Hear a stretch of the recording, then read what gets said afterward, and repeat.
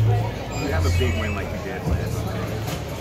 I know it's part of the NBA, but how important is the roster so you don't have guys standing in the lineup? It seems like every time maybe you get on a roll, a couple of guys are out, a guy is out.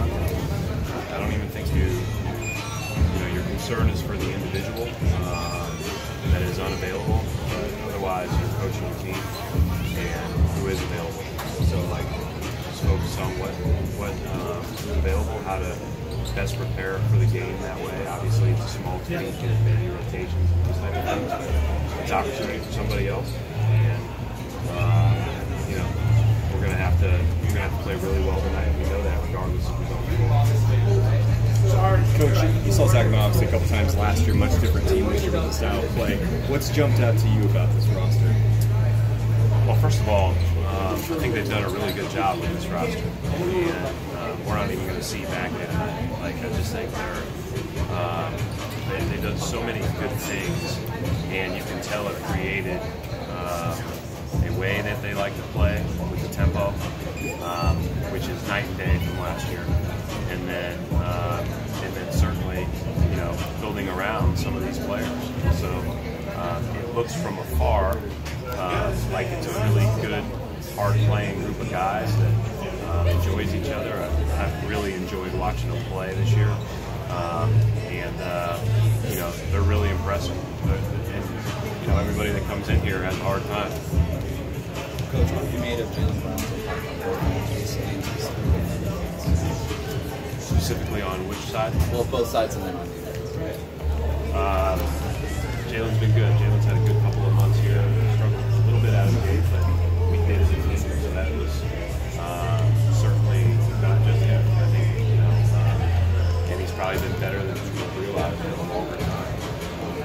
Offensively, he's a guy that can do a lot for us, especially he's unique to us, and he can really get to the foul line and drive the ball and finish the contact with his efforts. And then defensively, he gives you just another person to wing to guard a number of different positions.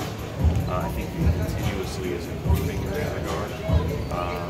Yesterday we really stretched him. We had him on Durant, a day after guarding Harden. Those are different actions you're guarding a lot of times. So those are things that are, again, sometimes we have to take a step back and remind ourselves he's going to do. As the rest of the league, as young players, they grow by leaps and bounds, and sometimes we probably haven't given them that ability to do so because we've had so much that we expect of them. Brad, what have you seen from Terry when he's in the starting lineup and then he goes to Kyrie? Well, Terry's going to be Terry regardless. I'm not starter, come off the bench. He knows what he needs to do to play well. I think it's everybody would tell you that it's easier from the rhythm standpoint to play longer stretches.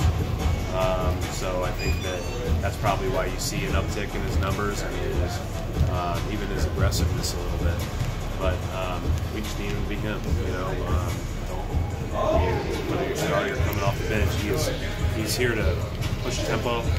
He's here to make sure that he is the best defensive point guard that he can be, and to get guys organized, and then to be aggressive and looking for his own opportunities, because when he is, and we're really moving the ball up the floor, he's usually pretty darn good. What makes him so good at taking care of it? Yeah, it's a really good question, because I think he's a guy, it's not like he doesn't take the occasional chance with the drive,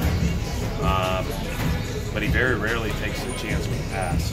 I think that he's actually probably gotten a little bit more risky as the years gone on and made some of those good lobs, those dump-offs in traffic, those types of things that you need him to be able to make.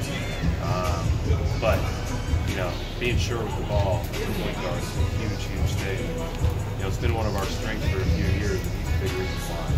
What's the most important thing for you guys when it comes to That's it. They run a lot of good stuff. I think Dave's a great coach. He's one of these guys that I'm sure all the other 29 coaches will say they watch him steal from all the time.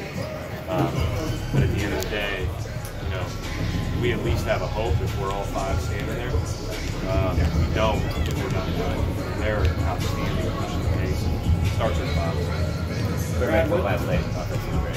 super cute to have some shots fall, but just the quality of the shots you guys got, how success that. So we played together. You know, we didn't get stagnant very much. We didn't, you know, we took our opportunities. We were opportunistic early in the clock, but then if we didn't have anything, or if they had just hit a shot and we needed to get organized and get set up, we did. We played with a purpose, you know, and doesn't mean that you're going to play shooting well, but I do think that knowing where your shots are coming from, because you know, you're in a rhythm, you're playing together, you're giving everybody a chance to play to their strengths, I think it's really important. And yesterday we saw that. There have been times where we've been, you know, probably pretty stagnant, and I think that we just need to be able to really make sure that we're playing together and making we're playing with better tempo than we have when we've struggled. What you've seen from them, Brad, what has been different about Buddy this year than in the past?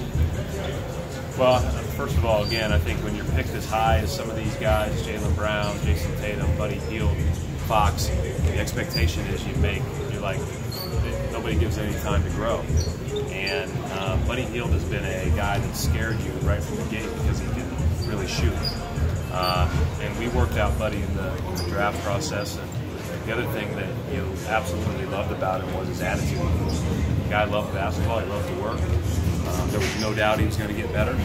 And it's been a perfect fit here. And the tempo in which they play, and then all of Dave's creative ways of getting them shots has been a great